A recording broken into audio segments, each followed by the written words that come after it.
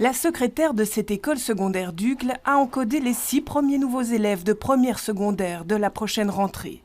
Des inscriptions qui aujourd'hui se sont faites sans rendez-vous. Mais par contre, demain, il y a une vingtaine de rendez-vous qui sont pris pour toute la journée. Et il y a comme ça, les inscriptions sont ouvertes sur rendez-vous jusqu'au 10 mars. Et ces 20 parents qui viendront déposer leur formulaire unique d'inscription vont recevoir directement une attestation d'inscription.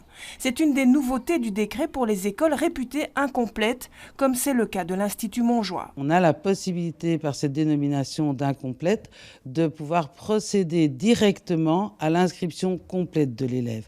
Il y a toujours dans les écoles la partie on vient faire encoder son formulaire unique d'inscription qui va dire que l'on veut avoir une place dans cette école-là. Et puis, quand on tombait en ordre utile dans l'école du premier choix ou même du second, les parents étaient toujours rappelés pour venir faire l'inscription interne à l'école. Donc, en étant une école incomplète, on peut faire les deux en même temps. Un gain de temps précieux pour la directrice qui a cette année 140 places disponibles. Dans les écoles fort convoitées, le départage des places se fait toujours sur base d'un indice composite calculé selon 8 critères différents. Seul changement notable, l'évolution du critère distance domicile-école primaire, un critère fort critiqué par les parents.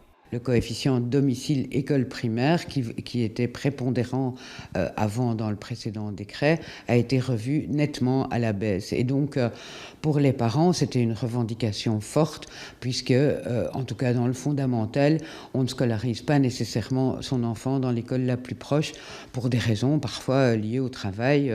Les enfants ne vont pas tout seuls à l'école. Donc, effectivement, ce critère a moins d'importance cette année. Des adaptations du décret qui auront sans doute peu d'effet sur le nombre d'élèves qui chaque année se retrouvent sans école, faute d'avoir une place dans celle de leur choix.